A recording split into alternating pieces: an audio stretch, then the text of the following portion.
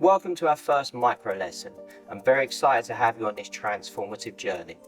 Over the next 20 days, we're going to be teaching some great physical, tactical and mindset skills that will prepare you for all kinds of threats.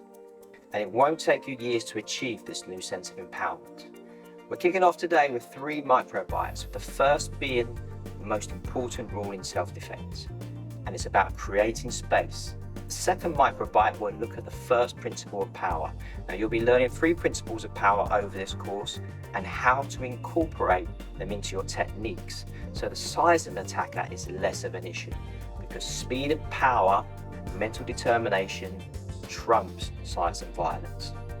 Thirdly, today, as part of that mental determination, we're going to explore the brain chemicals and how they can either help or hinder our ability to defend ourselves.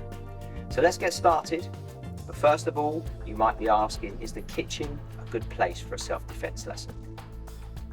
Actually it is, because I want to demonstrate why we are very different to traditional self-defense courses.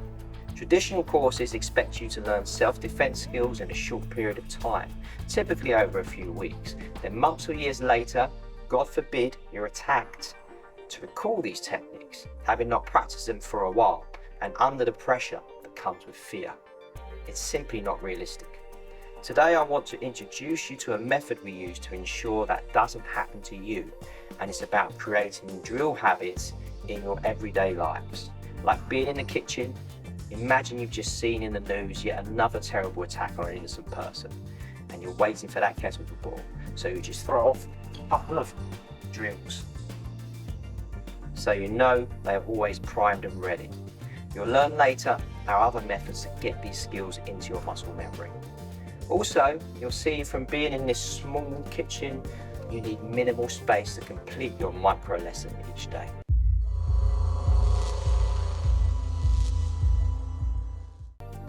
So the first microbite, creating space. Apologies in advance for the images of violence you will now see, but we need to move away from the Hollywood illustrations of violence and see how it goes down for real. 2 things become apparent in this footage. First of all, letting people get close, squaring up to you, makes it more difficult to protect yourself, leaving you vulnerable to headbutts, sucker punches and grabs. Now we'll cover trauma to the head in lesson 7, but today we need to start developing an instinctive reaction that if anyone moves into our space, we immediately back off into our ready stance. We call this fortress ready because we want to hold a position both physically and mentally that says no one is allowed in this space. You have the right to keep this space for your safety. Anyone enters it, you'll have a fast, powerful response, and that's in just 2 days. The second thing from the footage is how important stance and footwork are in defending ourselves. Most of them you saw lost their footing and ended up on the floor, which is a big problem.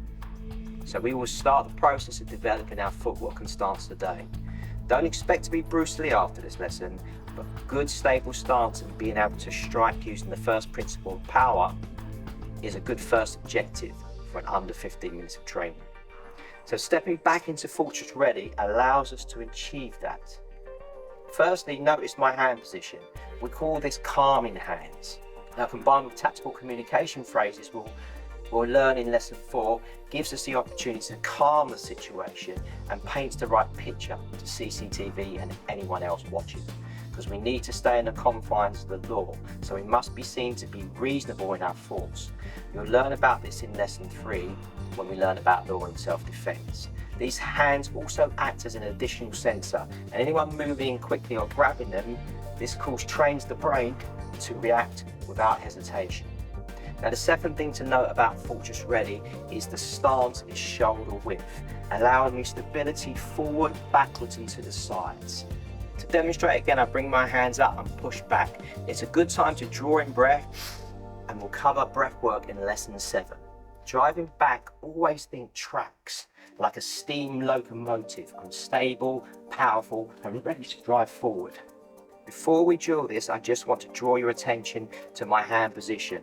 Note my left foot is forward and my left hand is also forward. I'm a right-hander, so I feel more comfortable like this. In fact, it's similar to the orthodox boxing stance you may have seen.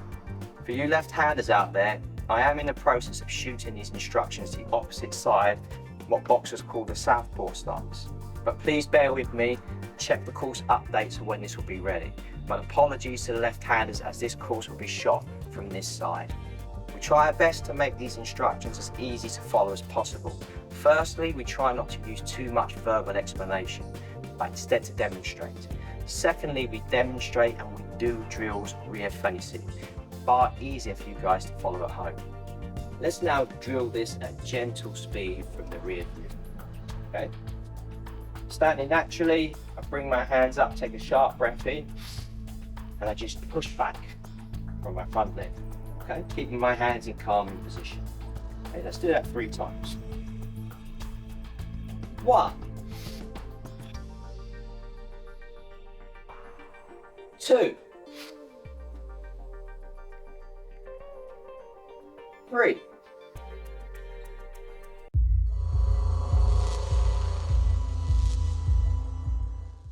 Let's move to our second microbite, but don't worry if that stance doesn't yet feel natural. You'll continue to drill these over the coming days, and by the time you get to lesson 5, your first review lesson, you'll feel very natural. So in Fortress Ready, we are now going to add our first strike, the elbow strike. Let me briefly explain why we're using elbows over the fist. Firstly, punching requires a lot of conditioning of the wrist and the hand. The hand contains 27 bones, some quite delicate, and obviously it's not practical if you have long nails. Secondly, your fist has a small surface area, so trying to land it on a moving target is quite difficult, which is why untrained fighters look to secure their targets first by grabbing and then punching. Elbows, on the other hand, require no conditioning and have a large surface area, and best of all, and you'll experience this in Module 2, combine effectively with blocks, and in Module 4 with breaking grips for the complete simplified system. And that's crucial for the cerebellum, the part of the brain that governs motor skills and instinctive reaction. So as we step back into Fortress Ready and drive our elbow across, can you see, if I raise my other hand as a target, the elbow strike sounds quite hard. In fact, it could well hurt our right attacker. But here's the thing, we don't want to hurt our attacker. Odd thing to say, well, check out this footage here. I don't mean to be critical of other methods, but it's vital we are realistic in our approach to defending ourselves. This level of power is going to aggravate, maybe mildly hurt the attacker at best. Today's micro read explores brain chemicals like adrenaline. Unfortunately, weak palm strikes to the attacker's face will raise his adrenaline and encourage him to come back at you harder. That's why we don't teach to hurt, we teach to incapacitate. The dictionary definition of incapacitate is unable to do what they intended to do. To incapacitate an attacker with raised levels of adrenaline, cortisol, or even high on alcohol and drug requires speed, power, and tactical targeting. Let's start the process of developing speed and power today, and in Module 3 we'll add tactical targeting. We do this with the first principle of power. See what happens now as I turn my front foot, which turns my hip and drives my elbow across. Speed and power across the attacker's jaw. So let me demonstrate that again from the front. So I turn my front foot, which turns my hip and drives my elbow across. This is the first principle of power. It's called hip rotation. Okay? So I'll now demonstrate from the rear, and then we'll drill this technique at place speed and then half speed. In the review lesson, we'll drill at full speed. Place is crucial speed as it slows you down and allows you to feel the correct body alignment and how all the components engage together in the technique. It also helps us train the muscle memory. Okay? So once again, draw my hands up, taking a deep breath, drive back, and then I turn the ball of my foot, which drives my hip, drives my elbow across the attacker's jaw, and then back to Fortress Ready. Okay, so let's do that 3 times at place speed. 1,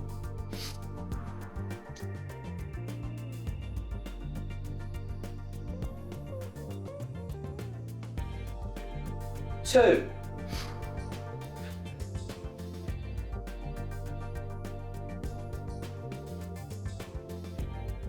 3.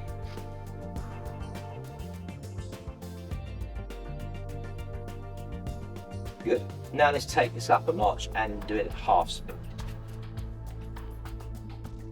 1.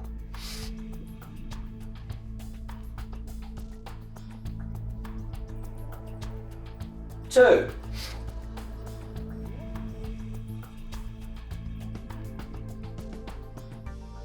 3.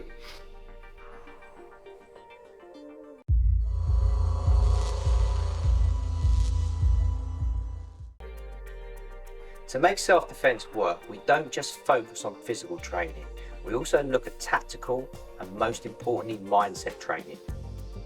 All important, but we need the right mindset training to overcome what might be the worst situation in your life. To emphasize the importance of mindset, let me ask you this question. But firstly, I want you to imagine and put yourself in this situation. Imagine it's a summer's evening, you're home alone, watching TV in your lounge. The window or patio is open as it's a warm night. A man appears in your lounge, a big strong man wearing a hoodie. Based on your skill and confidence today, what chance would you give yourself of incapacitating that attacker? Between 0 and 10, give yourself a score.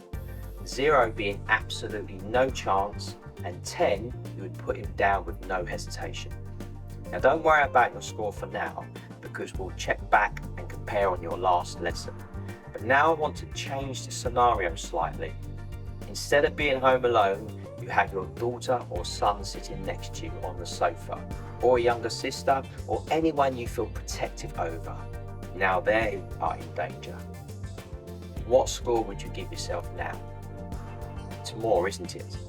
And that's the interesting thing. Most people would find that extra when defending a loved one they feel protective over. Some of you may have even felt a surge of adrenaline the moment I added a loved one into the scenario. It's instinctive that most animals protect their young. In theory, there is no limitations to your capabilities, as human evolution has given us certain fight or flight chemicals that relates to something called hysterical strength. Take a look at the 3-minute micro read on hysterical strength versus tonic immobilization. There are some really interesting stories on people that have been able to tap into hysterical strength when faced with dire situations. Now, I'm not suggesting this course is going to give you superpowers, as we're about being honest and realistic with our expectations. But understanding these brain chemicals is the first stage to tapping into hysterical strength, and even more importantly, overcoming tonic immobilization. When you combine good physical skills, the tactical know-how of where to strike to incapacitate, and the understanding of our innate physical and mental capacity, then in 19 days from now, you will give yourself a score closer to 10 and find the warrior I know resides within you. Stay focused, stay sharp, and stay safe, and I'll see you in lesson 2.